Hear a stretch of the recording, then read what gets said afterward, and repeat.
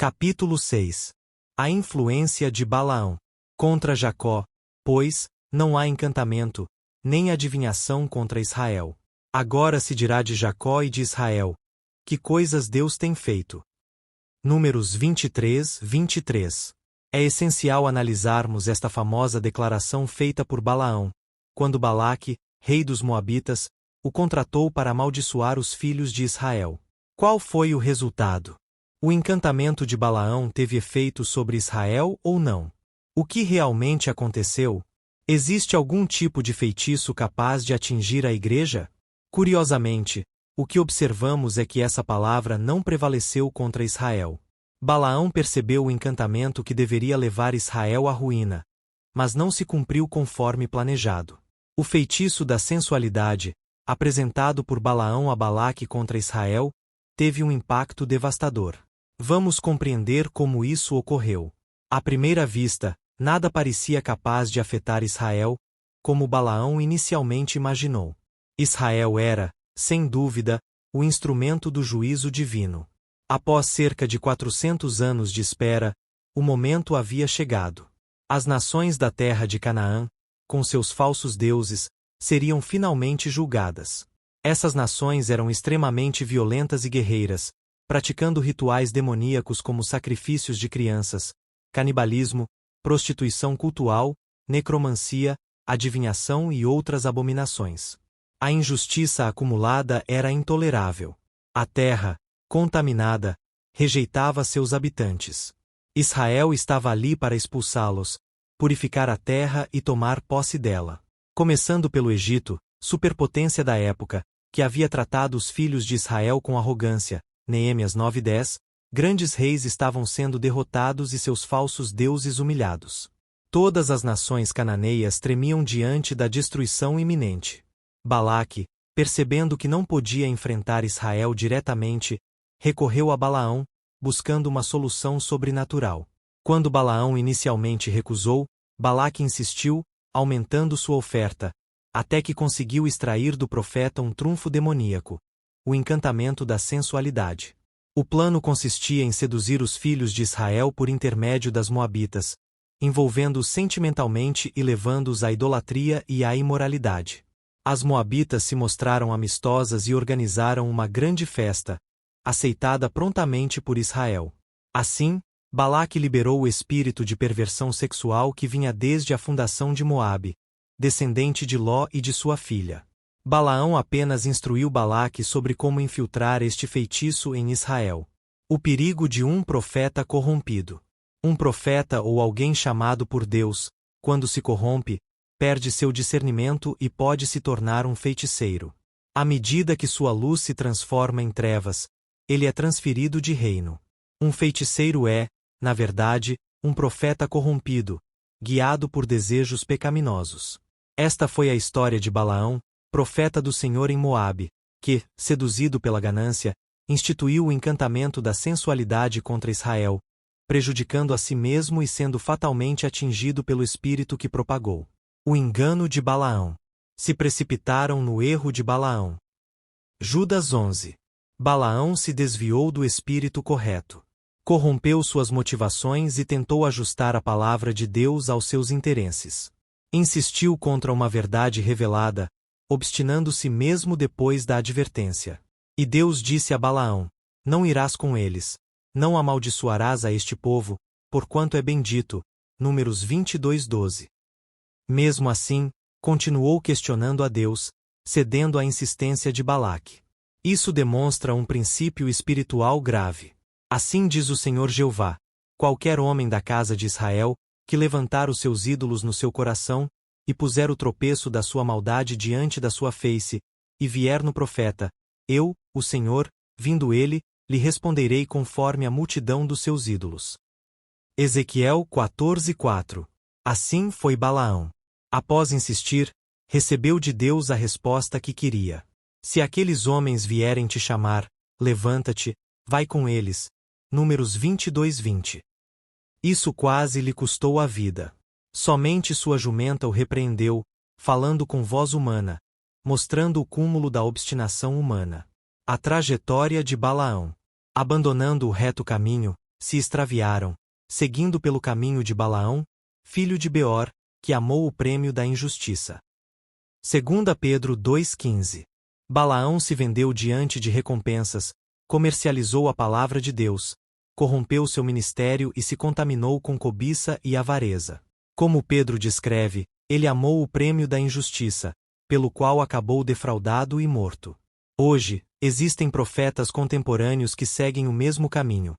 Manipulam vidas sentimentais em troca de prestígio, atenção ou ofertas, dizendo às pessoas aquilo que querem ouvir como se fosse de Deus. O conselho de Balaão e o poder da sensualidade. Eis que estas foram as que, por conselho de Balaão, deram ocasião aos filhos de Israel de prevaricar contra o Senhor, no negócio de Peor, pelo que houve aquela praga entre a congregação do Senhor. Números 31:16. A sensualidade é uma das maiores ferramentas demoníacas para levar o povo de Deus à prevaricação. Toda tentativa de manipular ou controlar vidas é feitiçaria. No reino de Deus, liderar é servir. No reino do diabo, liderar é controlar. Um líder controlador gera rebeldia, um líder servo gera adoradores. O feiticeiro sempre demonstra liderança possessiva, marcada por insegurança e traumas não resolvidos.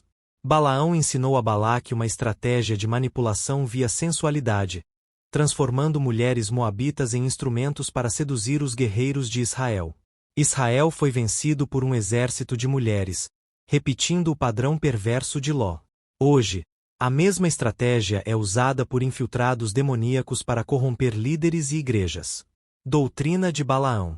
Mas umas poucas coisas tenho contra ti, porque tens lá os que seguem a doutrina de Balaão, o qual ensinava Balaque a lançar tropeços diante dos filhos de Israel, para que comessem dos sacrifícios da idolatria, e se prostituíssem.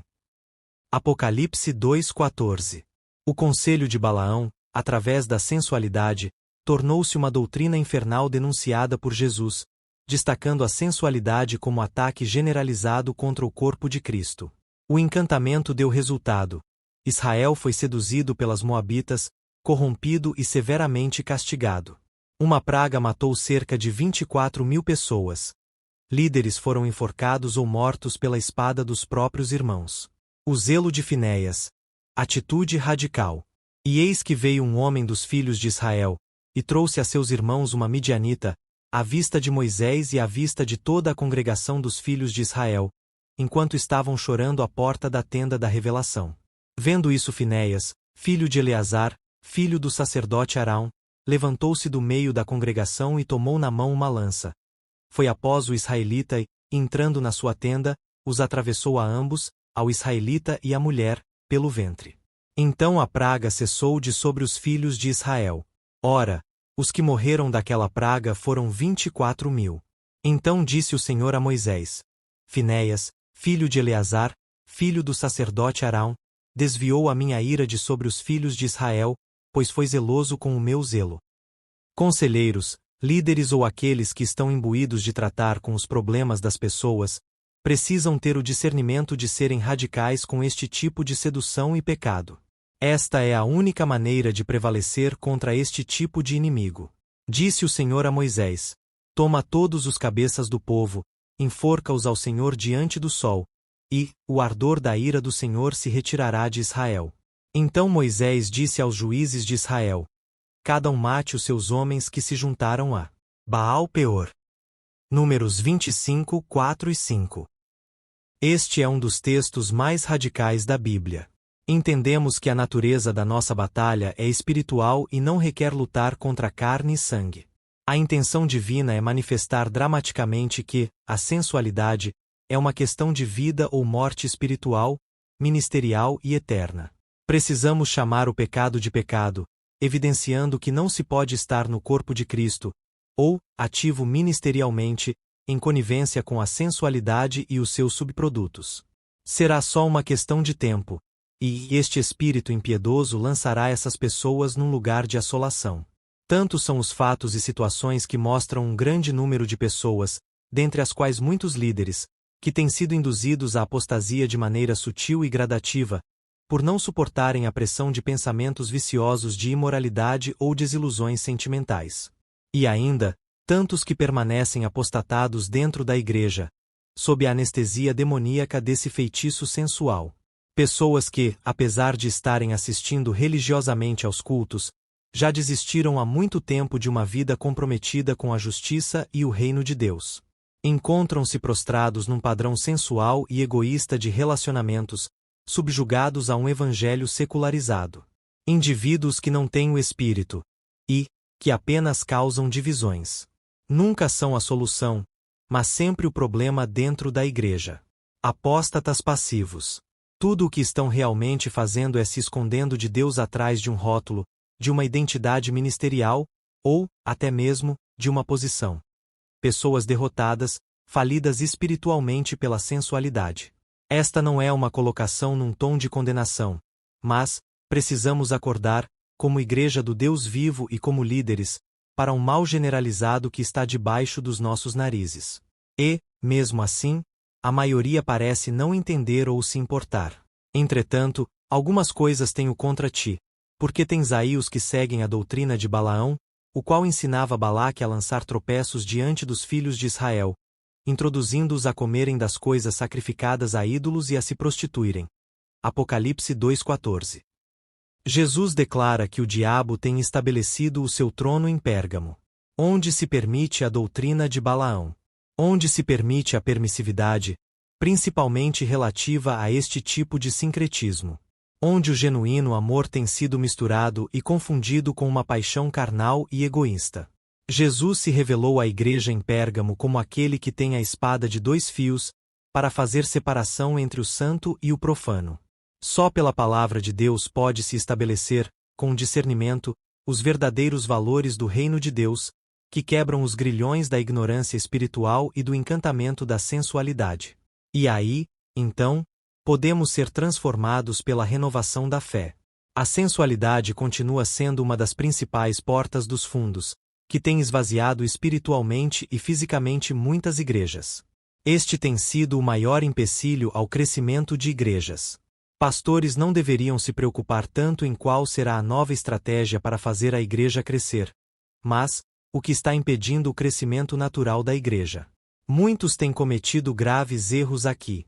Importam uma forma enlatada de crescimento sem o mover e a autorização de Deus, e o fracasso será apenas uma questão de tempo. Muitos se desiludem, amaldiçoando algo de Deus. Só que não era para ele. Enquanto isto, o ventre da igreja continua adoecido pelo quisto da imoralidade. Isto tem ocorrido com muitas igrejas, onde milhares também estão morrendo.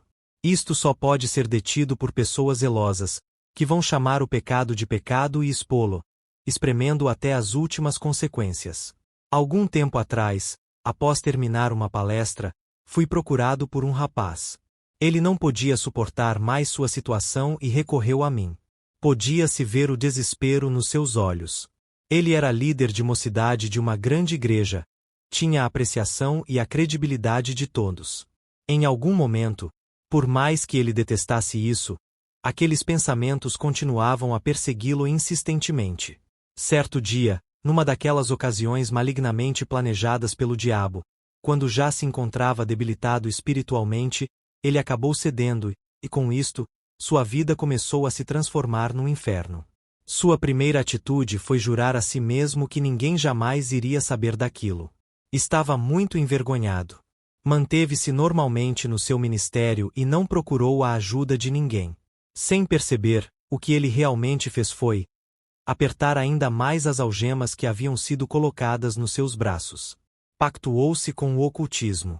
Por mais que ele não gostasse do que fazia, não conseguia deixar de fazer.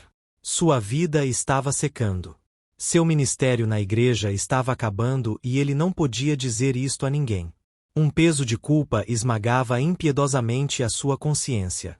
Com isto ele começou a se voltar contra Deus. Em lágrimas, disse-me que já havia escrito um caderno inteiro, apenas brigando com Deus e tentando entender o porquê daquilo tudo. Depois de ouvir toda a sua história, mostrei-lhe que esse tipo de espírito se fortalece quando nos calamos e que, sem perceber, ele fortaleceu seu pacto com essa entidade ao descartar a possibilidade de confessar seu pecado. Então, ele fez a sábia escolha de se humilhar. Junto com alguns de seus líderes, ele confessou o seu pecado, assumindo que a responsabilidade maior de tudo aquilo que havia acontecido era dele mesmo. Tratamos das raízes daquele problema. Fizemos com ele a oração da fé, a oração de Elias. A chuva caiu sobre a terra seca do seu coração. Foi poderosamente visitado por ondas de avivamento. Seu rosto brilhava de alegria. Toda aquela opressão e depressão foram expulsas. Hoje, este precioso irmão se encontra na linha de frente de missões. Como este, muitos casos ocultos de imoralidade estão destruindo muitos crentes, afogando muitas igrejas, sustentando divisão, maledicência, insubmissão e muitos outros pecados de relacionamento que se despontam como efeitos colaterais. Obviamente que Deus deseja abençoar nossos sentimentos. Ele é o principal interessado na nossa felicidade, que tenhamos um namoro feliz e sadio, bem como um casamento abençoado e sólido. Mas, para isto, precisamos eliminar da nossa vida sentimental a toxina da sensualidade.